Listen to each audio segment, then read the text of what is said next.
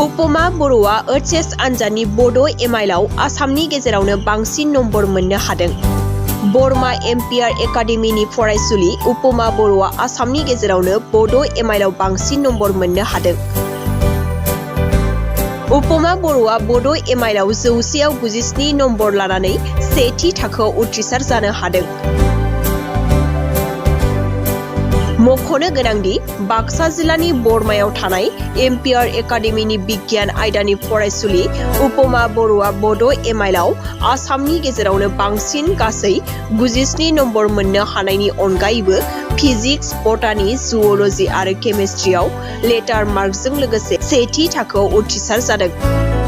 ओरैहाय उपम बर'नि बे जाफुंसारनायाव आरो आसामनि गेजेरावनो बड' एमाइलआव बांसिन नम्बर लाना उथ्रिसार जानो हानायाव फरायसालिनि गोरायुं बिद्यासागर रामसियारिया गोजोननाय फोरमायदों।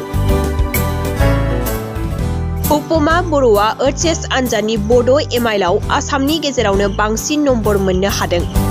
बरमा एमपिआर एकाडेमिनि फरायसुलि उपम बर'आ आसामनि गेजेरावनो बड' एमाइलआव बांसिन नम्बर मोननो हादों। उपम बर'आ बड' एमाइलआव 100आव 97 नम्बर लानानै सेथि थाखोआव उथ्रिसार जानो हादों। मख'नो गोनांदि बाक्सा जिल्लानि बरमायाव थानाय एमपिआर एकाडेमिनि बिगियान आयदानि फरायसुलि उपम बर'आ बड' एमाइलआव आसामनि गेजेरावनो बांसिन गासै 97 नम्बर मोननो हानायनि अनगायैबो फिजिक्स, बटानि, जुअल'जि आरो केमिस्ट्रियाव लेटार मार्कजों लोगोसे सेथि थाखोआव उथ्रिसार जादों। ओरैहाय उपम बर'नि बे जाफुंसारनायाव आरो आसामनि गेजेरावनो बड' एमाइलआव बांसिन नम्बर लाना उथ्रिसार जानो हानायाव फरायसालिनि गोरायुं बिद्यासागर रामसियारिया गोजोननाय फोरमायदों।